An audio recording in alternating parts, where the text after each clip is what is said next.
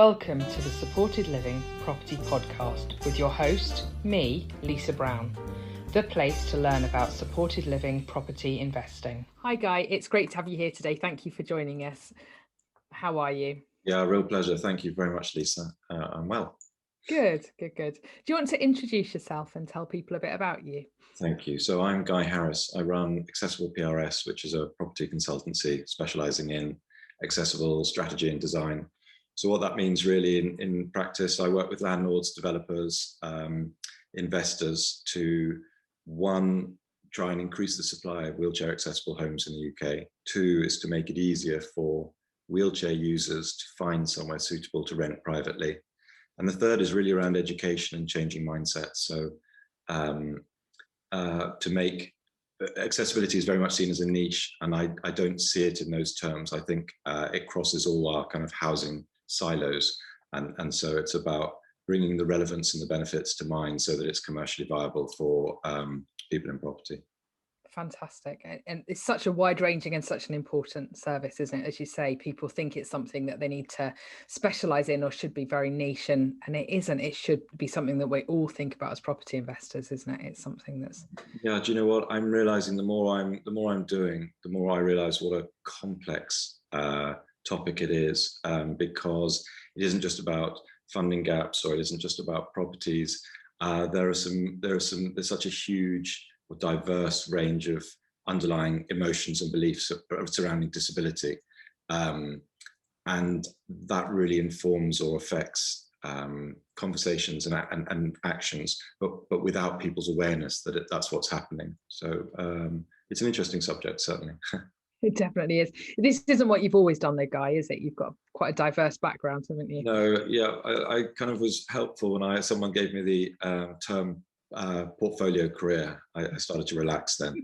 So no, I've been involved in property, and I've been an estate agent with sales in central London, back in the 2000s, various refurbishment and development roles and investment roles, both in the UK and in Leipzig in Germany. But I've also set up one or two e-commerce websites, and yeah, many different things which have been really useful, and I'm pulling them all together in this business now. Absolutely, yeah. You bring it all to this role, I guess. Yeah, it's been helpful. So do you want to set the scene? Why, what is accessible property, I guess, is the first thing, isn't it? That people are, if they're not familiar with that term, what do you mean by that when you're talking about? Okay, great question. I think it's worth just also saying you can't sit in a Zoom screen, but I'm a wheelchair user. So in 2003, I had an accident where I was hit by a lorry crossing a road. My fault, look both ways. And so I'm now paraplegic, so I'm a full-time wheelchair user. And for me, accessibility has been a really interesting area to explore. So by accessible, we're looking at properties which are suitable for wheelchair users. And it's fascinating. So I've lived in all sorts of different properties, and before this house, which works for me and my family, we lived in a place which kind of worked before we had kids. And then, there were lots of things I couldn't do, like I couldn't bath my own children, or I couldn't, which was frustrating. So really, with accessibility, we're looking at creating environments which are inclusive. And that's not about a niche. It's not about only using those people. It's about spaces which actually open up a target audience, which with an aging demographic, I think is becoming more and more important. Yeah, absolutely. And it's something that we need to all think about. I often say people don't realize how inaccessible properties in the UK particularly are until they're pushing a buggy around, or if they're pushing a wheelchair around. They never occur to you. And a lot of landlords will say to me, oh, it's a level access property. Oh, it's only got 3 steps up to the front door. Yeah, completely. But it's more interesting with this, what you're saying about this connections and making the links. I can be having a conversation with someone in property, and on the one hand, they can tell me all about the problems with their parents, with a kind of a child who's had, I don't know, a broken leg or hidden disability, whatever it is. And on the other hand, they actually haven't made the link to their professional work and the conversations they're having with people every day. And it's quite satisfying. You can see that eureka moment where they suddenly get the significance and ubiquity of the need for accessibility. And I think as landlords, we often don't think, and as private in the private sector, that there are wheelchair users who need properties. I think because they're for many of the wrong reasons, but it's quite a hidden population, isn't it, in some ways? So I think as landlords, you don't realize that actually people in the private rental sector are looking for homes to rent privately. It's not all social housing. It's, you know, there's lots of people who need them, aren't there? Yeah, massively. I think a useful stat and some very credible research.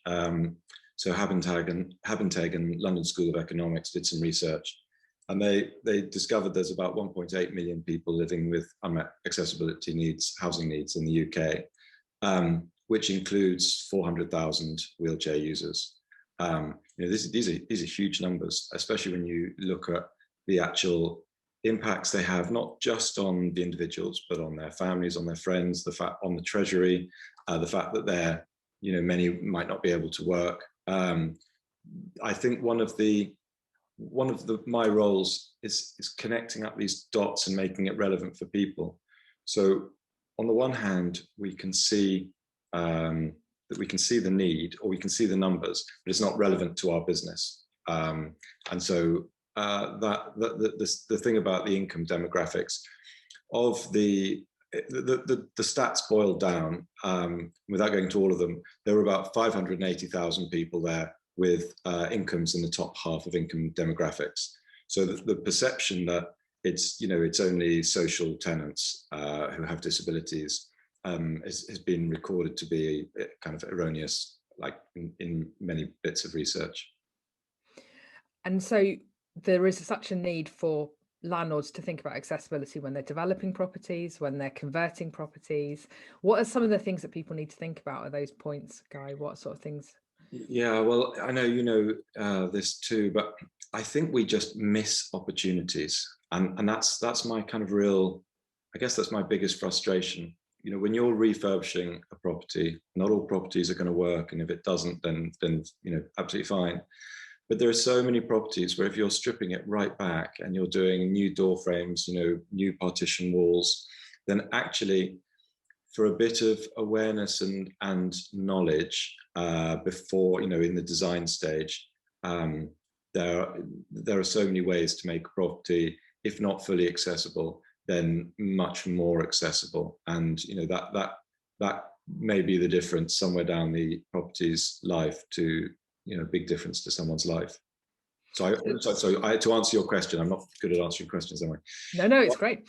To answer your question, have a conversation, see what you can do. And, you know, there are lots of people who would be happy to help. You know, give me a call, give you a call, local authorities, access and audit advisors, you know, even if it's just something as simple as a plan review, an hour's fee might get you loads of hints and advice, which are just very easy to implement. So simple things like wider doorways than would be standard. You know, Yeah. it's like you said, it's a fairly straightforward thing to do if you are stripping right back, isn't it? Or putting in new doorways. Yeah, definitely. Look at ways to make step-free access, you know, inside. It's not just at the front door; it's the back door to the garden. Also, when people are designing, for some reason we love narrow, long corridors, and they don't add anything to a property. You know, if you can have a nice spacious hallway, like in terms of the property's value, people come in and they go, wow, this is really nice. And you know, you've only got to have two people who want that property because it feels nice. You know, house sales and house lets, they're done on a 10-minute impression. But that makes access through doorways, you know, you can go onto a doorway straight. That's, you know, a great thing to do. And I think the other thing is looking at bathrooms. Bathrooms are a real deal breaker, and they don't have to be perfect or accessible in terms of the regulations, but there's a lot you can do in terms of just laying out the kind of the shower or the bath and the loo and the basin to make it work. So even if it's only workable as a visitable property, like I have 4 brothers and sisters, I can't use any of the loos in their homes, and it creates challenges just on going to see them. It was really restricting for quality of life, isn't it? Not being able to visit. Yeah, and also inclusion. I think that thing of understanding, bringing the human element. For me, it's slightly frustrating, but I can maybe find a hotel or a bar or a restaurant or a business down the road, and they'll all say, yeah, of course you can, use our loo if they've got it. But it's also growing up, like my kids are questioning. It's like, hey, wow, how come you're excluded from everything? How come we can't do X, Y, or Z with our dad? Mm. Doesn't seem fair. Mm. We're missing out. And it comes back to that thing of relevance when we actually look at the people in our lives, who have kind of mobility issues because they're aging, or a degenerative illness where condition where their situation, their physical state is getting worse. We all know these people, and we wouldn't want them to be excluded. And yet, when we don't think about it in property, we do exclude them. And not only that, when we come to need greater accessibility in our lives, like you'll discover it then, like it's hard work and it's frustrating and it's expensive. Whereas actually there are options, just with a bit of forethought, to stay in your own home, forever or for longer, to stay close to your support network, to be surrounded by the things you love. So it really does affect us all, but we don't want to think about it for some reason. No, we're not very good about thinking about things like that as a society. We're very English, aren't we? And tend to not think, well, won't Yeah. happen to me. But it is inevitable, isn't it? We're all getting older, regardless, and so, accessibility does limit generally, with lifetime stuff as well. So bathrooms, is there anything particular you think that people should be thinking about with bathrooms? Obviously layout. Is that the space simply between the different things within the bathroom? Yeah, and also thinking about it's one thing, creating a decent turning circle. If and all these, they're in the planning regs. If you're getting any designer in or any architect, like they should be able to advise you on this stuff, because it depends on the shape of your bathroom and where your doors or windows or how you want to lay out things. So I don't want to be too prescriptive here, but also it's the thought of that door. It can look like you've got a load of space unless you open a door, and actually once you've got in, because it's inward opening, once you get in, is there room to kind of turn and close the door behind you? Is a pocket door better? Is an outward opening door better? People are worried about opening into someone. They're questions to ask. There is no single answer, but there are loads of solutions. And I guess the holy grail for me is a wet room. But I'm also aware that's me, that's a lot of people, but it isn't everyone. So if you know who's coming into your property, for example, speak to them, with renters, and then that kind of opens it up to work. And I can hear landlords already thinking, this sounds expensive. This sounds like it's going to be more expensive than my really cheap bathroom that I can put in. And I know how much a standard bathroom costs me to put into my flat or my HMO or whatever I do normally on my refurbs. But I think one of the things people need to think about is, because there is such a lack of accessible accommodation, if you've got a property that's accessible, the chances of your tenants staying are probably longer, aren't they? Definitely. And I also get that not every landlord wants that, but most of the people I speak with, when they hear the idea of having someone who'll go in and stay in and pay the rent month after month, and they don't have any more agency fees, they don't have any refresher costs, they don't have you can see them kind of computing not just the ease but the increased yield and the lack of hassle. If you put together a wheelchair user who's got kids at school in the area, who's got access to work and a support network, they're going to want to stay. It's going to take something significant for that wheelchair user to leave. Yeah, absolutely. And so and they value your property. It's not kind of, I'm not going to worry about that leak because it's someone else's problem. They want the house to work, they want it to stay, they get the value of a landlord who understands their needs. And so very often the landlord-tenant relationship is really good.